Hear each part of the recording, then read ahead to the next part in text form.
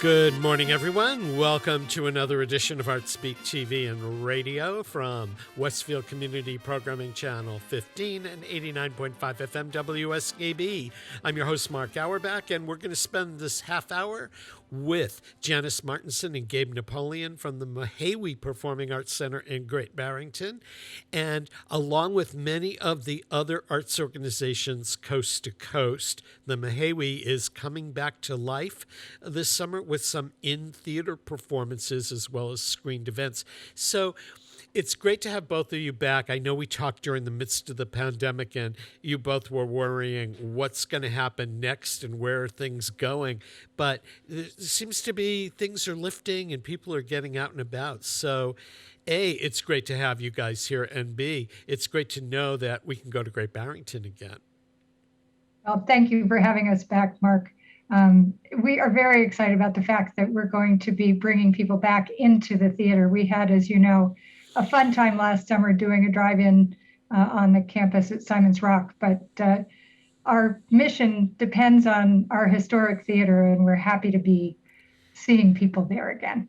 So now that the pandemic is, not that the pandemic has ended, but a lot of the restrictions are being lifted slowly and surely, what do you guys have on tap for the summer, and when will you be able to fully go back to the robust kind of programming that you're known for? Well, we're stair-stepping our way back to that, but it's not too far off on the horizon. We're starting out with movies in the theater and letting people get comfortable in the space again. And we're doing those for the first couple of months of the summer, socially distanced and masked. Obviously, those rules have been changing quickly and probably will have changed again by the time this interview airs. But we are urging people to go to our website for updates on those precautions to see what the latest news is. So we'll be moving from movies into live programming by the end of July, and we have some fun things planned to talk to you about. Yeah, I'm looking forward to that. How is I know the movies thing started a while ago. Are people jumping to go back and see a movie on a big screen in a movie theater? Yeah, I think so. We're getting a lot of good feedback. Just having announced, our programming or like our minuscule programming so far, and the feedback has been good, selling some tickets. And I think people are just excited to go out and do things. It's an emotional experience for people to come back to the theater. Yeah. I would, and looking at some of the movies that you're programming, these are movies that were really meant to be seen in a movie theater and not on a tablet or, on YouTube or something like that. So they benefit from being seen on a large screen. Are the restaurants and all the other nightlife that surrounds the Mahawi coming back to life at this point? If you walk down the streets of Great Barrington, it looks the same way it did 2 years ago. It is packed. And what the restaurants have done is move outside. And there is outdoor dining on every street in town. So it's a really lively scene. It's a lot of fun. Are you seeing different people coming to Great Barrington, or are you seeing locals getting out and about? I mean, you guys both live around there. Are you seeing your friends and neighbors that you haven't seen for a year? Or are you seeing all these transplanted New Yorkers that decided it was, since they were going to leave Manhattan, they'd move to the Berkshires? I would say some of both. What would you say, Gabe? Yeah, it's a mix. Great Barrington has always been known for sort of attracting a visitor base. It's almost hard to tell with the masks, but we're starting to see some familiar faces too. And it's a good mix. And it feels respectful and safe, with the outdoors and with vaccinations and stuff. So that's what summer is here in the Berkshires. We know the place wakes up, in a nice way. Yeah, it certainly does. So what are some of the things that you have on tap towards the end of the summer that you can talk about at this point? Sure. Well, if you're listening to this on the 18th, we have a movie tonight, Invictus from 2009. That's at 7 p.m. And tomorrow we have Pink Floyd's The Wall from 1982. So that'll be on Saturday the 19th. And speaking of big screens, it's also big sound. that you get in a movie theater, and that's a perfect one for that. Yeah, I mean, the Mehewi was built as a live theater, wasn't it? But movies were. I went to the Mehewi as a kid to the movies, and it was a big movie theater, or maybe I was a small kid in a theater. But it's certainly much bigger than any of the multiplex cinemas somebody could go to today to see a first-run movie. Yeah, it's a 26-foot screen. It's a big screen, big sound, and in normal times we can seat 680 people. We're keeping those movies limited to about 75 now to, as we said, let people feel safe and come back and feel comfortable. But we're moving towards the live programming, which you asked about, Mark. And by the time this airs, I'm pleased to say we will have announced some dance programming as well as some other programming that's going to be really interesting for people. We have Palobolis, the dance troupe from Connecticut, coming back to do their very organic movement in our spaces on July 31st. We're doing Broadway in the Berkshires on August 2nd. That will be Broadway performers on our stage, and there will be some fun news to announce about that. And then on Friday, August 7th, Cecily Strong, who most people know from Saturday Night Live and her skits on Saturday Night Live, is releasing a book. So she's actually going to give a book talk, and you have that title, right, Gabe? Yeah, it's This Will All Be Over Soon. So she was using her time during COVID to produce something that I think will be both insightful and entertaining for all of us. And this is actually a preview. The book doesn't come out until a few days later, so people will get an exclusive on that date because they'll have the book before anybody else. The book is part of the ticket price on that one. And then a perennial at the Mehewi, they were with us when we were launched back in 2005, is Paul Taylor Dance Company, and they'll be coming back Labor Day weekend. So we're thrilled that people are going to be able to come inside and have that visceral experience of music and sound and performance. And some of those companies just come when they visit the area. The Mehewi is sort of their home away from home. I mean, Paul Taylor Dance Company seems to be there all the time. There is an opera company in the Berkshires, the Berkshire Opera Festival, that I believe has also rented the hall, so to speak, for 2 different performances this summer. It's actually one performance in August, but they're doing it 3 times, and that's Falstaff. That's going to be a real treat for people, and by the time this airs, those tickets are already on sale. Yeah. Has Berkshire Opera been there before? Is this their first time using the Mehewi, or have they been there in previous years? No, they were here a couple of years ago and had a wonderful performance. It was a huge hit, and so we're very happy to have them back. They do high quality work. So when a show like an opera, which has big sets and all of that, or a dance company, the Mehewi stage can handle that, right? Yeah, despite the fact that that's a really good question, despite the fact that we're in a rural setting, this building was built to handle essentially as much as a Broadway stage. And we have, the height and the dimensions and the expertise to do that and the technology to do that.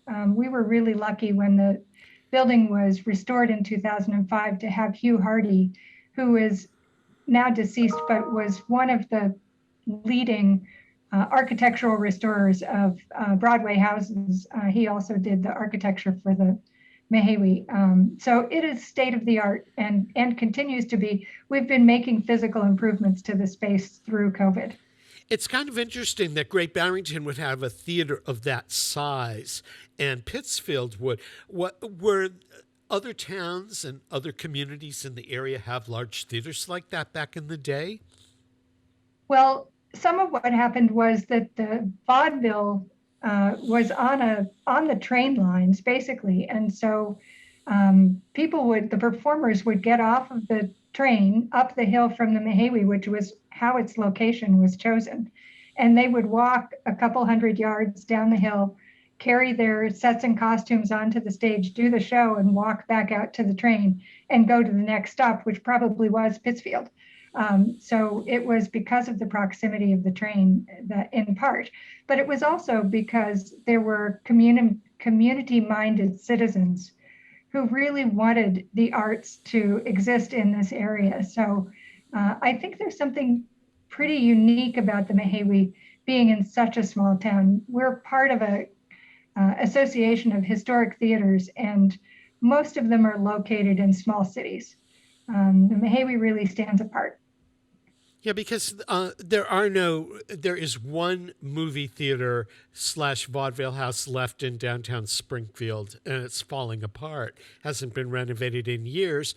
There's no movie theaters left in Westfield. So I'm curious as to how these vaudeville houses and movie theaters made a go of it in the days before there was no way to really talk about them on radio or TV. There was an easy road traffic between them, and the fact that they were all on the train lines. Well, I think some of the answer is true of the Mehewi today, which is that we have, in essence, a diversified portfolio. Right. We serve the town as well as doing these big headliner artists. And we have, by the way, a bunch of them lined up for the fall. And so it's that you can show a movie and have some performer like Cecily Strong or Palaboulos next to the town group that needs to come in and do a presentation. So because of the fact that we do it all across the year, we're open at least 140 times during the year, and that makes us a thriving, vibrant presence in the town. I know, Gabe, you do all the marketing and the promotion for the Mehewi. Where does the audience come from, and where do you go out looking for audience? In the summertime, it's obviously different than when the roads are snow-covered in January, but who's coming to the Mehewi? That's a good question. With the rise of digital advertising, you can do a lot of sophisticated things, like on social media. You can set a fence of, where you are pushing out your ads, and you can reach people who happen to be visiting the area. But we see a lot of people coming from not just the Berkshires, but down in Connecticut, over in the Albany region, and in your area too, in Springfield. Yeah. So, I mean, I went to see Selected Shorts, and it's really just an hour, maybe an hour and 10 from where I live, and probably 45 minutes to an hour from Westfield. Very easy to get to, and I realize how great the parking is not particularly an issue, but the so many restaurants and things around, so you can do a matinee at the Mehewi, have a great lunch beforehand, and then has something to eat before you get back on the road. It's a great destination. Does Great Barrington appreciate the fact that the Mehewi is there? Because I'm sure that you're bringing 800 people a night that are going to the area restaurants and parking and shopping and stuff. And if you weren't there, that 800 people wouldn't be in town. Does the community appreciate the fact that you're their cultural center? I think so, yeah. I mean, you can hear the buzz on those nights if you go out to a restaurant after. Everyone's talking about how much they love the show. And, we've gotten a lot of feedback from our restaurant partners in the town, and we try to partner with them as well to cross promote when we can, and it works out for everyone. And it's part of what makes Great Barrington great, is we have not just great theater but great culture otherwise, and people really love this town and coming to see a show and going to get good food. And I would assume there were a lot of new faces on the street, because there were articles during the pandemic of New Yorkers and where they could move and still be 2 hours from New York City. And I was surprised to see that the Berkshires was one of the places, in West Hartford, Connecticut. And I wonder how many people took them up on it and got out of Manhattan and decided they'd make their homes in the Berkshires and go to work in New York once a week.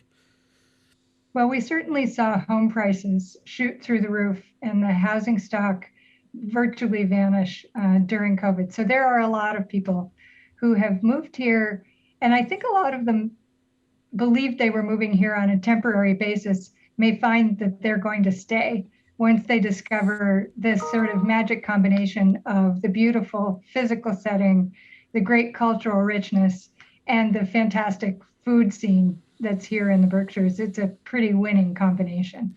How did you guys weather the storm of the pandemic? I mean, I know you did some outdoor drive-in concerts and you did some streamed things, but what about corporate support and grant support and individual support? I mean, you must have needed that just to keep the doors open and keep the staff there.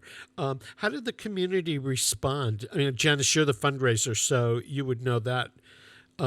Were they generous? Are they? Do they feel that they're being charitable, or do they feel that they're making an investment in something that's going to grow in the future?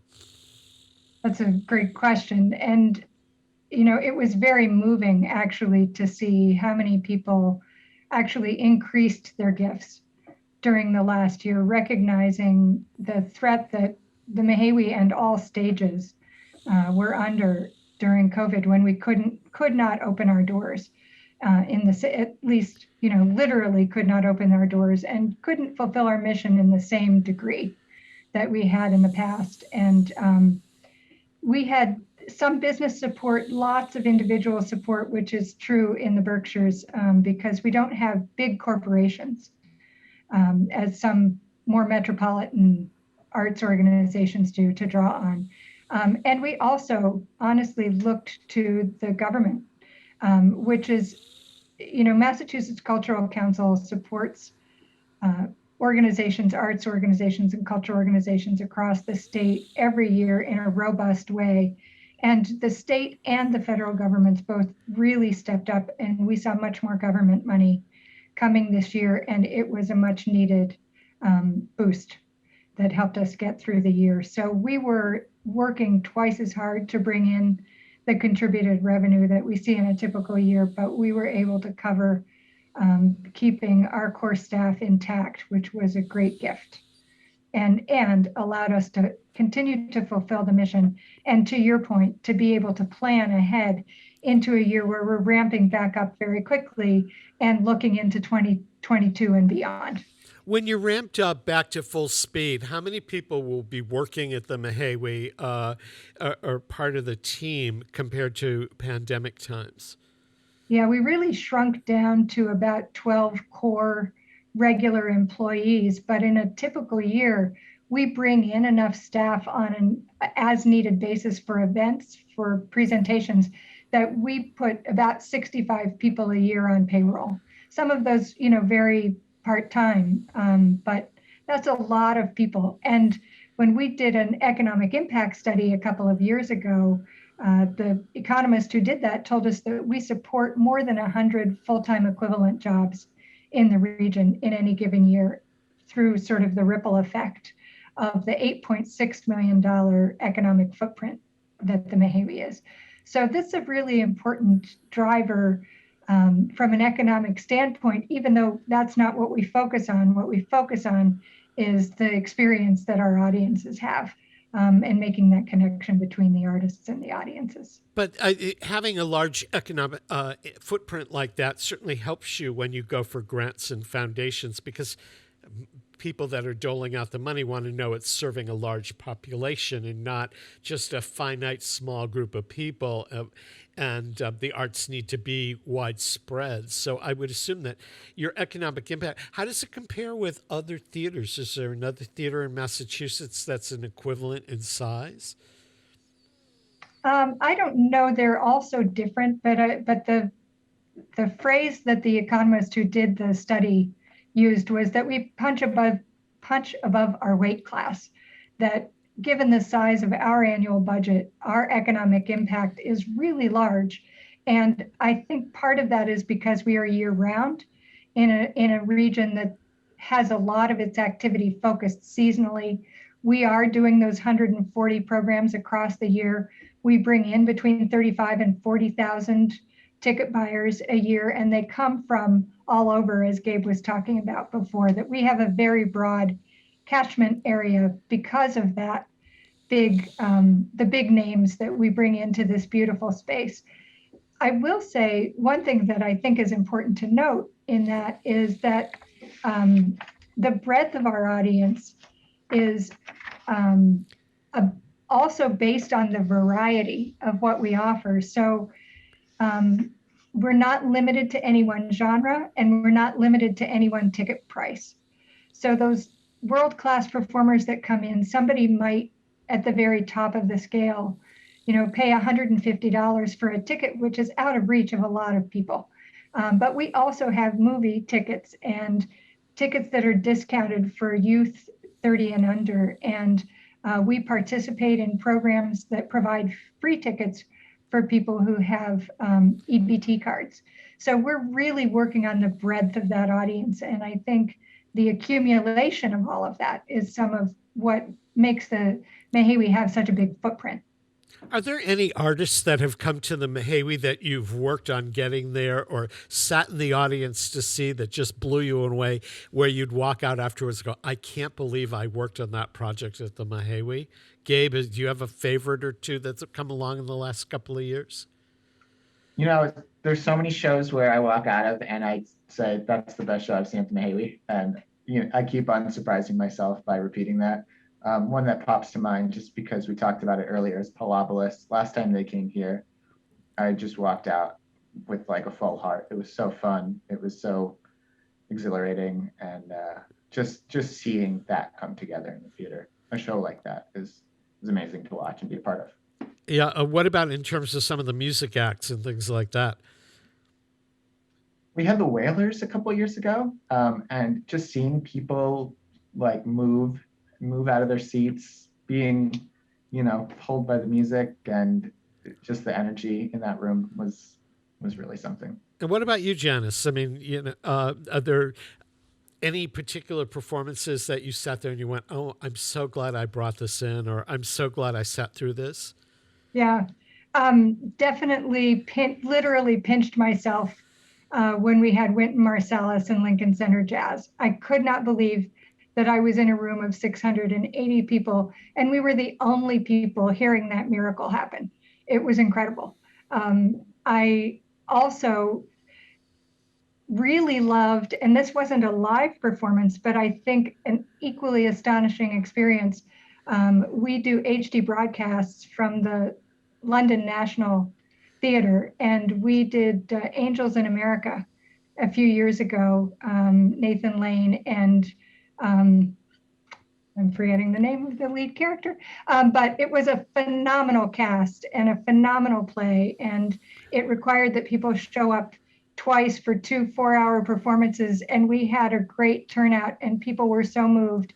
And it's experiences like that where you think, that movie or that HD or that live performance, people were changed by that. They walked into the theater one way and they walked out and they were thinking differently or feeling something really profound that make it. I'm grateful to be doing this work on a daily basis. And you guys at the Mehewi have the equipment to do the high def things, from the operas to the Met, and I think the Met and the National Theatre, and there's a couple of others that you stream on an ongoing basis. What companies are you working with now for next year? Well, the Metropolitan Opera and the Bolshoi Ballet and the National Theatre from London are the three that we do the HDs with.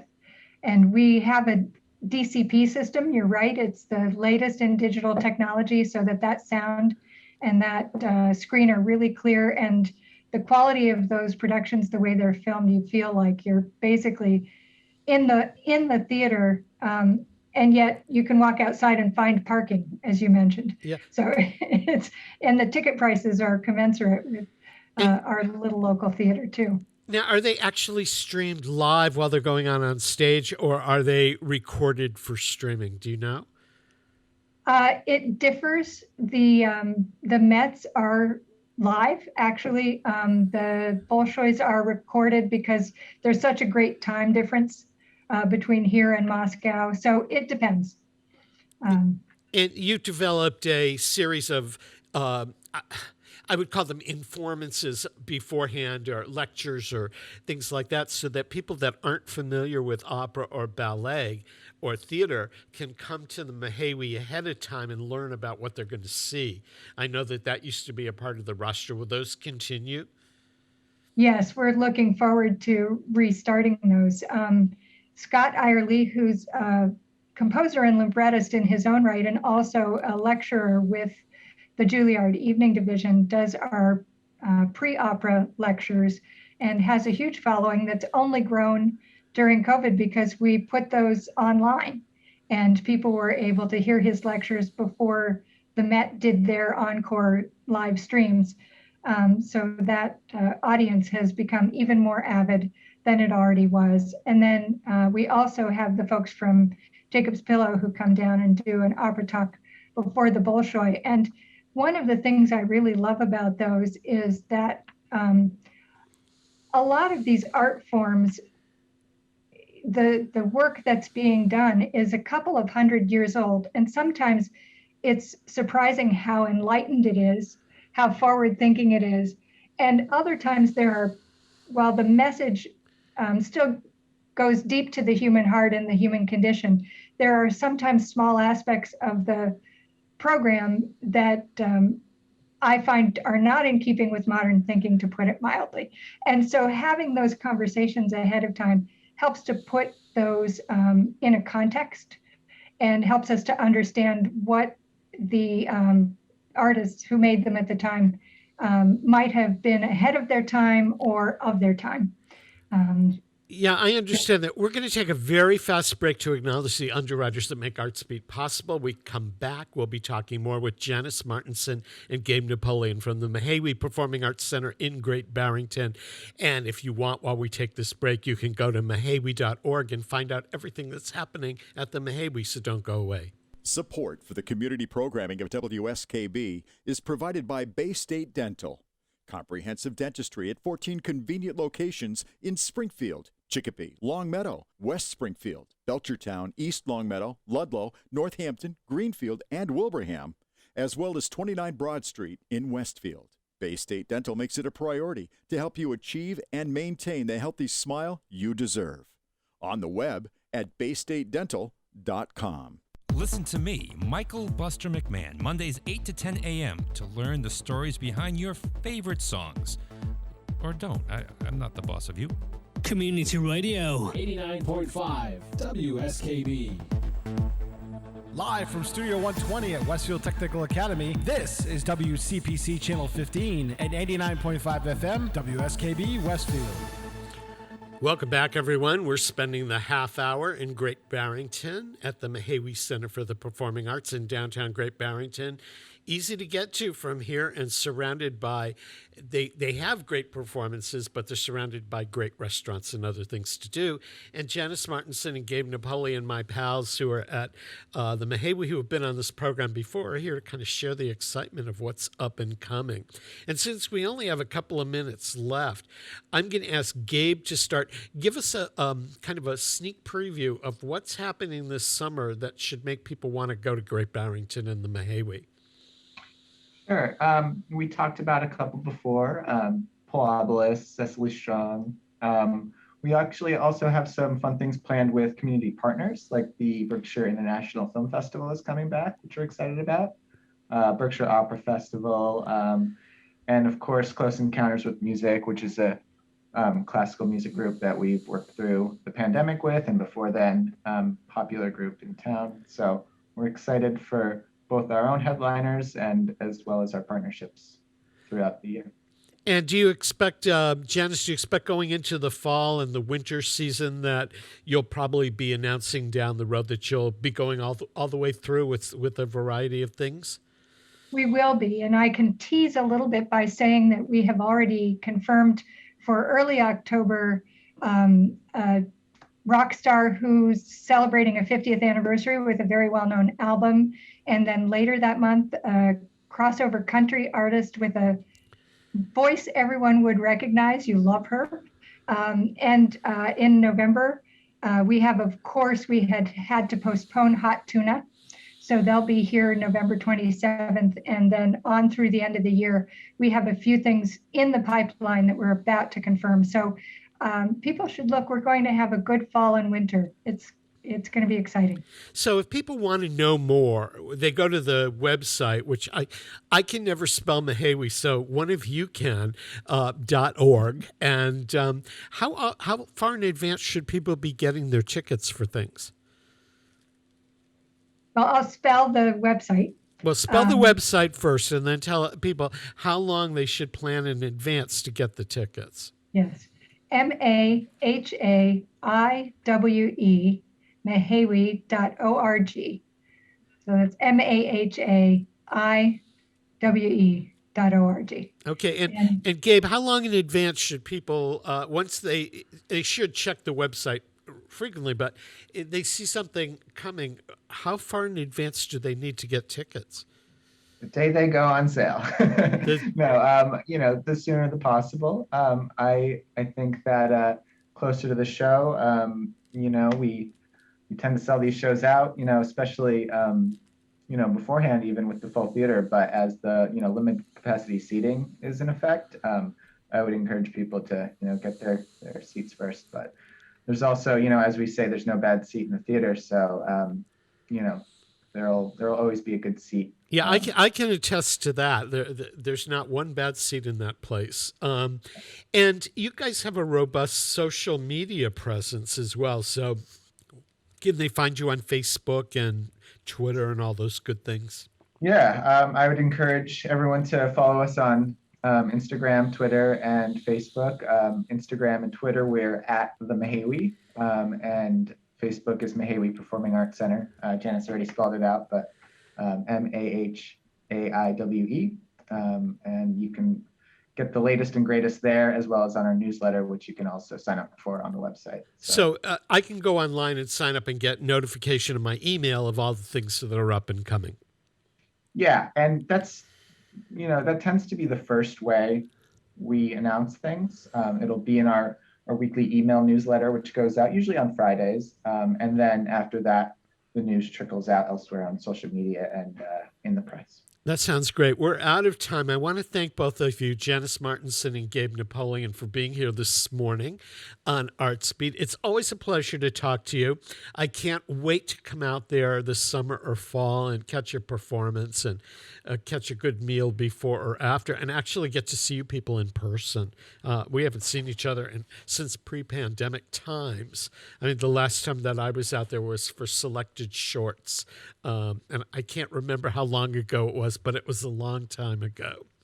So thanks for being with us today, and I hope folks will go out and discover the Mahawi Theater in Great Barrington. We're going to take a break to acknowledge our underwriters, and more Artsbeats on its way, so don't go away.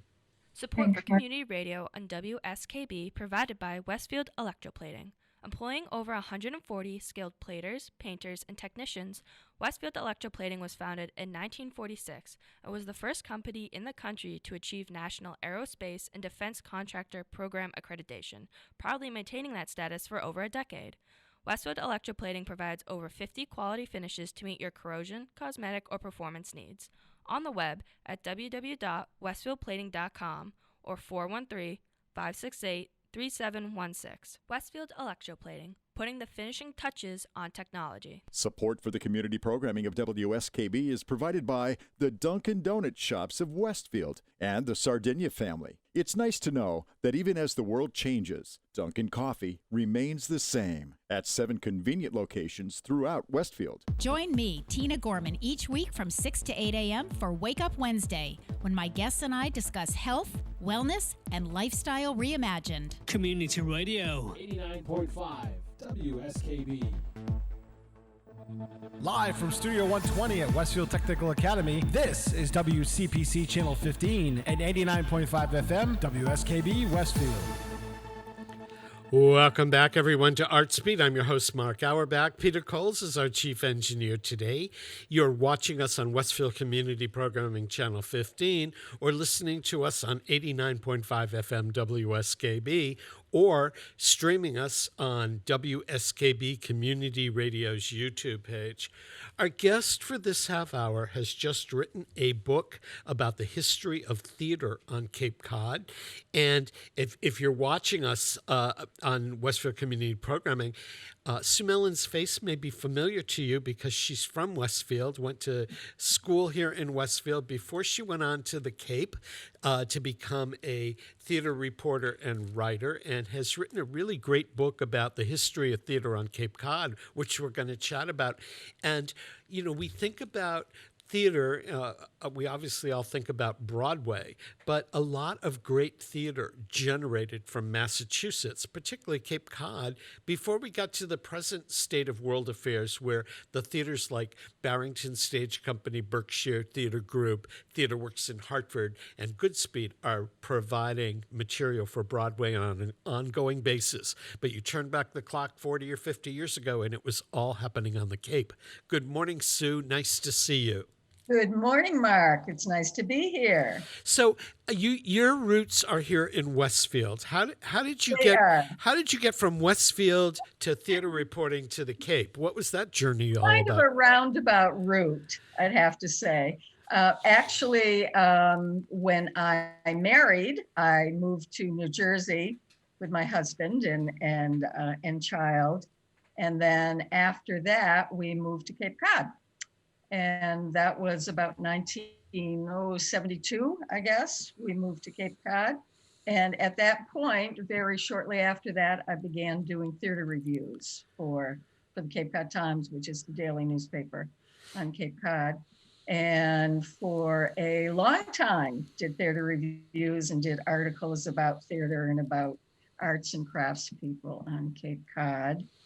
And then moved away and went to college and went to Boston University and eventually found my way back to the Cape a few years ago and started again doing reviews.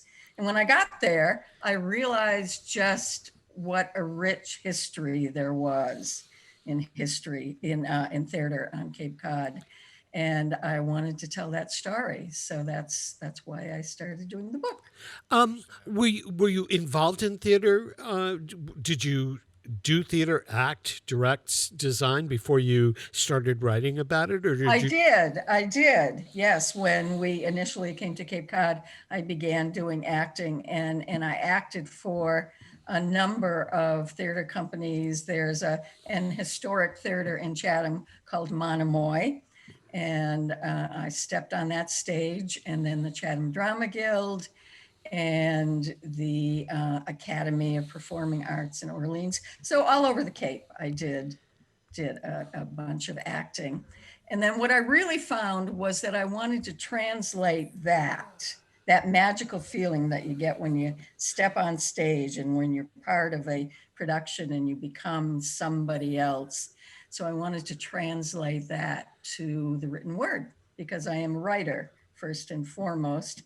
And so that's when I began doing reviews and articles for the paper. How many with the number of theaters on Cape Cod, how many shows can you potentially review over the course of a year?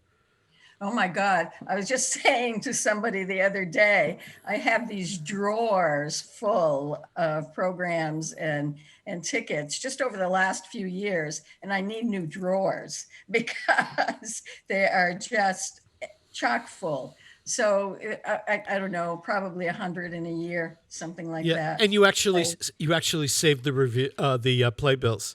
I did. I have them all. Yes, as a matter of fact. And I have some actually going back to the 70s. Yeah. I used to save everything that I reviewed, playbills from every show I reviewed, and eventually ran out of space and realized that for a lot of the a lot of the shows I've reviewed in recent years, they put their playbills on their website so I could always go back to it. But I was cleaning out my father's storage unit when he passed away a couple of years ago, and he was the house dentist for a theater in Springfield called the Star and Music Fair. So a touring actor would come in and break a tooth or need a filling replaced, and he would take care of them in exchange for 4 complimentary tickets. And he saved all the playbills. And so as I'm going through and wondering if I should throw this stuff out or not, I picked up one which was a production of Guys and Dolls with all unknown people in it, with Dixie Carter playing Miss Adelaide, and introduced, and in the chorus was a Goldie Jean Hawn. And I thought, my God, I can't throw this stuff out anymore. I've got to save everything, because who knows? That's a treasure. Yeah, who knows that the spear chucker in the back row of the set won't become the next big star of theater. Well, I just have to tell you that as a kid, I went to Store Town all the time.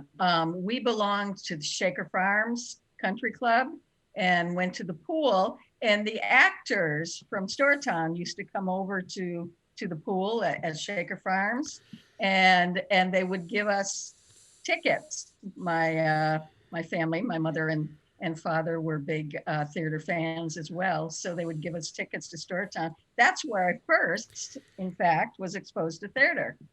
It was the same for me. I mean, I saw things there when I was a child. My mother took us to see, 3 or 4 shows a year. And then my mother had been in theater.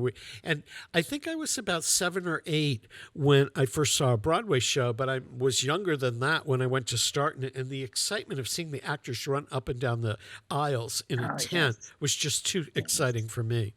Right. So when we talk about theater on Cape Cod and in your book, what are the key points of history of the theaters on Cape Cod, and what are the works that set these theaters apart from regional theaters in other parts of the country? Right. Well, the key moment in Cape Cod theater history, and really in American dramatic history, was the staging of a little play by Eugene O'Neill in Provincetown on July 28th, 1916, and the play was Bound East for Cardiff. And that was really the beginning of a departure from European style theater to truly American drama. It began here on Cape Cod in Massachusetts, not on Broadway. It began here.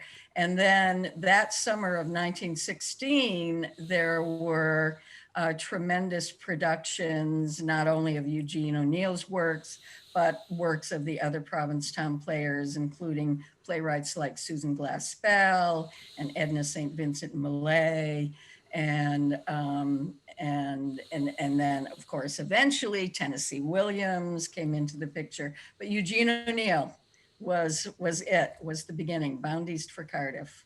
What drew them all to Provincetown?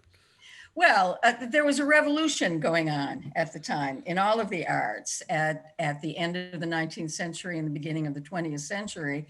Artists, visual artists and writers and playwrights and actors were looking for a place where they could be independent of the influences of big money shows, big European style shows on Broadway, and wanted to see what their own pens could do.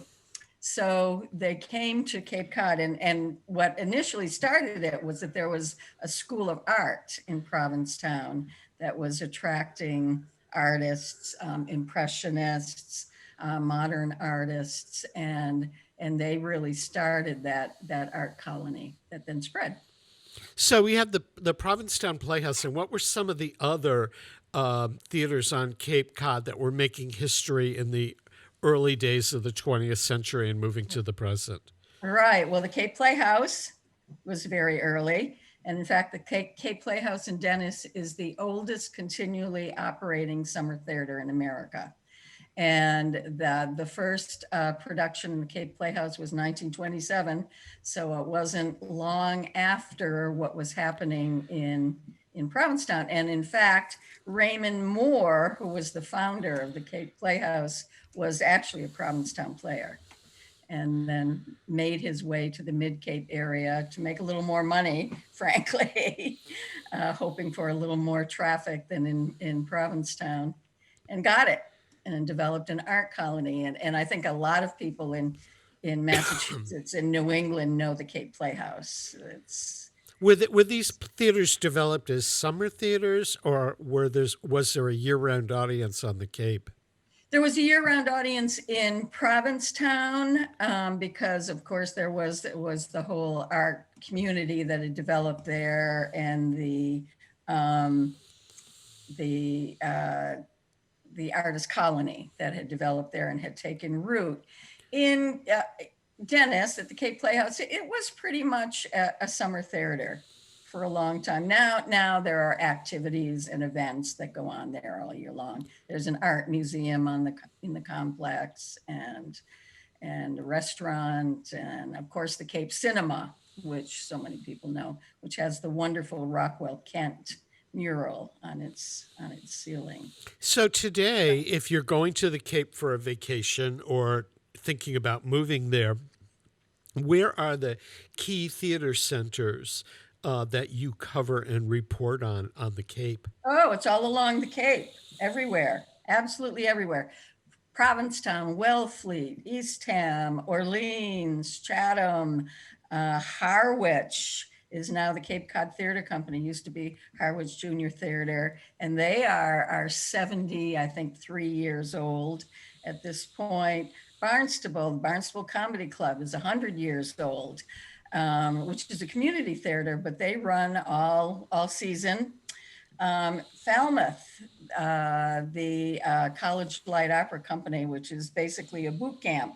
They bring in the best dramatic arts students from all over the country, from colleges all over the country, and they perform all summer long. And then in the same facility, which is an old mansion called Highfield Hall with a theater, there is a group called the Falmouth Theater Guild that performs all winter.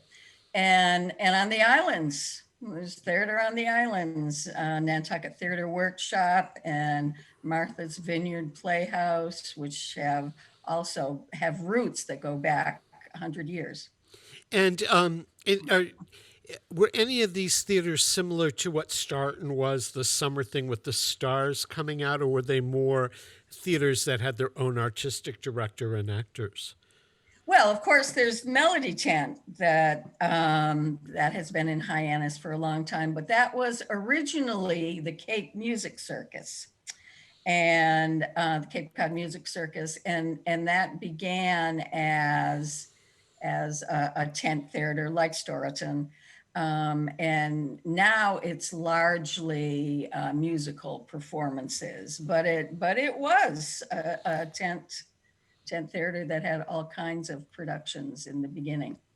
We're going to take a very fast break here to acknowledge the underwriters that make programming like Artsbeat possible here. When we come back, we're talking with the author Sue Mellen, who's a theater writer on the Cape. We're going to talk about how you decided to write this book about the history of the theaters on Cape Cod and where we can get the book and all of that. Peter Coles is our chief engineer today. We're broadcasting from Studio 120 at Westfield Technical Academy. We'll acknowledge underwriters and be right back, so don't go away. Support for the community programming of WSKB is provided by Westfield Bank. For more than 160 years, Westfield Bank has been an important community presence and commercial leader in the Pioneer Valley, with convenient full banking services in Westfield, West Springfield, East Longmeadow, Agawam, Feeding Hills, Springfield, Southwick, as well as Enfield and Granby, Connecticut. Visit us on the web at westfieldbank.org. Underwriting support for the community programming of WSKB is provided by the Greater Westfield Chamber of Commerce, the voice of business for the Greater Westfield communities. Informing, educating, advocating, the Chamber provides opportunities for members to make meaningful connections on local, regional, and state levels. For more information on the Chamber's many events, workshops, and programs, as well as the benefits of membership, visit westfieldbiz.org. The Chamber focuses on the most important economy, yours. This is Ken Stomsky from Ken's Den on WCPC 15 and 89.5 FM, Tuesdays, 8 to 10. Community Radio. 89.5 WSKB. Live from Studio 120 at Westfield Technical Academy, this is WCPC Channel 15 and 89.5 FM, WSKB Westfield. Welcome back to Artsbeat, everyone. I'm your host, Mark Auerbach. Our guest this half hour is Sue Mellen, who is a theater reporter on Cape Cod, wrote a brand new book just out called A History of Theater on Cape Cod.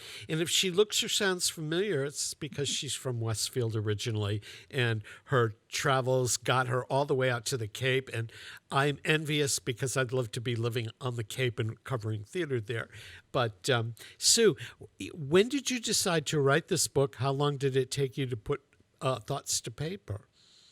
Okay, about 2 years ago, I decided to write it. And what happened was I had come back to the Cape and had begun doing theater reviews and articles about theater again. And I just had such a sense of how the theater culture had grown and thrived since I was gone, and just what a continuous thread of evolution there was in terms of the growth and the development, and just the level of expertise in on Cape Cod theaters. They really have had to be just absolutely always professional and excellent, because there are so many theater companies. I mean, there are 36 theater companies on the Cape. And I'm sorry. I was going to say, each one probably has its own particular history. How did you choose which ones to put in the book? Well, it's a great story. I started following, obviously, the theater companies that I knew and the histories that I knew about. And every time I followed a string, a dozen more were there. Theater companies that I hadn't known about, that had gone out of business, other people that were involved with the companies that I didn't know about. And I found myself just following a million strings for theater history in the Cape. I could tell this story with another 1,000 pages, I think. So there's a volume 2 possibly in the future. There should be, I think. Yeah. Did you find it difficult to sit? I mean, you're trained to write reviews and write feature material. Did you find it difficult to sit down and write a book? Or did you have to spend a certain amount of time every day at the computer writing? Or did you write it in spurts and go away from it for a while and come back to it? Well, actually, I've written a lot of books. I've ghostwritten and co-written many books as part of my company. I have a company called Your Writers, and we work with corporations and industries all over the country. And I've often written books for executives, thought leaders, that sort of thing. So it's not an unusual thing for me to write a book. But what happened here was that I was so excited about the subject matter that I would sit at my computer and it would be 7 a.m. and I'd look up and suddenly it was dark. It was 7 p.m. because I was just so driven to write it. And as I said, all those strains of stories, those strings that would follow from one thing to the next just compelled me. So I couldn't leave my computer behind. So it took me about a year to write it, because I was also writing for my other business and managing the business too. So. Did you self-publish the book, or did you have to go looking for somebody to publish it? No, it's published by Arcadia Publishing, the History Press, which is one of their imprints. So, and actually, I went to them when I had seen a book about jazz on Cape Cod, the history of jazz on the Cape. And I had written about jazz back in those 70s and 80s. And when I saw that somebody else had had written a book that I should have written. Yeah. I was immediately angry and said, all right, I'm not going to let that happen with theater. So I got in touch with the people at the History Press, and I heard back from them immediately, and we started doing it. Yeah. So once the book was finished, how long did it take for it to get published and out there? Well, it was with the publisher, and it was all ready to go and ready to be published for last June. And then the pandemic hit, and the publisher decided that it wasn't a good time with the theaters closing to bring it out. And so they held it until April 26th this year. And it was a great decision on their part. I'd have to say they were really smart, because the theaters are opening on the Cape, and they are absolutely packed. They've sold all their tickets for the season, basically. Yeah. People are begging for it. Yeah. How can people get a copy of the book? Okay, on Amazon, it's a history of theater on Cape Cod, or through Arcadia Publishing. Or through an independent bookseller Through an independent bookseller. Right. Right. That's great. So what's the next book that you're working on? Well, possibly a history of the arts culture on Cape Cod. But I've got some other ideas in mind too. I am contracted to do that with Arcadia. So I am going to do that, but then I have some other thoughts for. Yeah. Do you think now that the pandemic's lifted, you'll be able to go out and do book tours and readings, like perhaps at one of the theaters you covered before a show, or? Oh yes, I've got a lot of them scheduled already. Yeah, they're coming up. So. But I've done a lot of Zoom presentations. I feel like I'm the queen of Zoom at the moment. Yeah, I feel that way because of all the things. I want to do live stuff again, and I'm so tired of Zoom. Do you ever get back to Westfield? I do. I come back to see cousins and high school buddies. Yes, I do. What was there when you were growing up?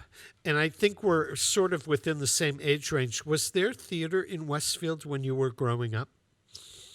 There was the Women's Club did theater. Yep. I remember that. And then actually I went to St. Mary's, and we always did an annual show every year. So I was always in one of those. I remember singing I Am 16 Going on 17 in one of them. and that might be in a playbill in somebody's drawer somewhere. I still have a picture of that. Oh, okay. When you were growing up, where did you go if you wanted to see theater? Did your parents take you to theater? You mentioned Staunton, but did you go to theater in the area at all growing up? Staunton, I think, was where we went. Boston, I'm trying to remember. I know we went to some other things in Boston, but I can't quite retrieve that. Yeah.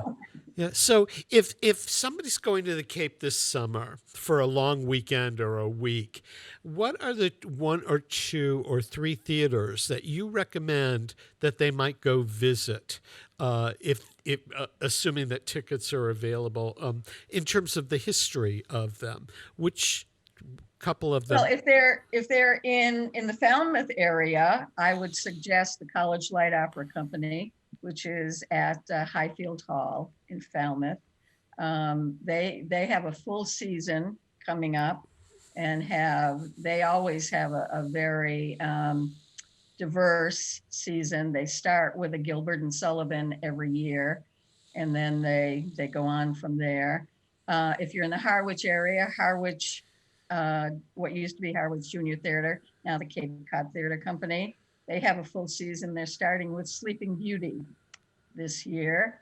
And Cape Playhouse is going to be doing a couple of great productions, and they're going to be performing outside. So If you're in Provincetown, it's the Provincetown Theater. Right. And you're writing for the Cape Cod Times primarily. Right. Yeah. So people need to pick up a copy of that. Sure. When you cover a show on the islands, do you just take the boat over, cover the show, and take the boat right back? I mean, with deadlines and everything, or do you file a review from the islands? I actually have to say I haven't reviewed a show on the islands. I think it would be a little too complicated. The paper does have reviewers over on the islands that are able to do it. Yeah. Is there one show that you're, now that the pandemic's lifting, is there one play or musical in your future that you need to see this summer? Oh, yes. Provincetown Theater is doing Glass Menagerie. And I love Tennessee Williams, of course. And so they're doing that in August, and it's going to be a wonderful production. They are the masters of Tennessee Williams on the Cape. That's terrific. Right.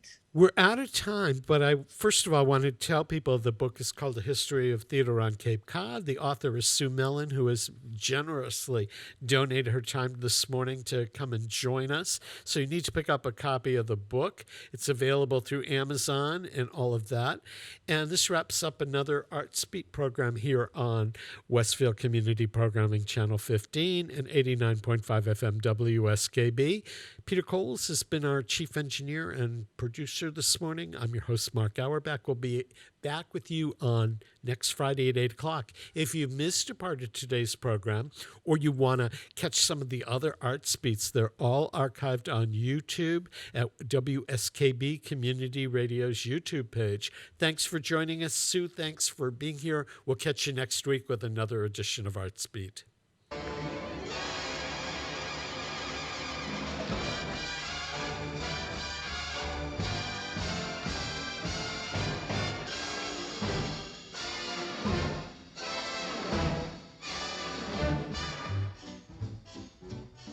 Forget your troubles, come on, get happy. You better chase all your cares away.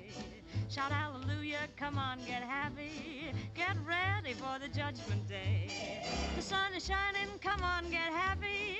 The Lord is waiting to take your hand. Shout hallelujah, come on, get happy. We're going to the promised land. We're heading across the river, wash your sins away in the tide. It's all so peaceful on the other side. Forget your troubles, come on, get happy. You better chase all your cares away. Shout hallelujah, come on, get happy. Get ready for the judgment day. Forget your troubles, come on, get happy. Chase your cares away. Hallelujah, get happy before the judgment day. The sun is shining, come on, get happy. The Lord is waiting to take your hand. Shout hallelujah, come on, get happy. We're gonna be going to the promised land. We're heading across the river, wash your sins away in the tide. It's quiet and peaceful on the other side. Forget your troubles, get happy, your cares fly away. Shout hallelujah, get happy, get ready for your judgment day. Come on, get happy, chase your cares away. Shout hallelujah, come on, get happy, get ready for the judgment day. Sun is shining, come on, get happy. Lord is waiting to take your hand. Hallelujah, come on, get happy. We're going to the promised land. Heading across the river, throw your sins away in the tide. It's all so peaceful on the other side. Shout hallelujah, come on, get happy. You better chase all your cares away. Shout hallelujah, come on, get happy.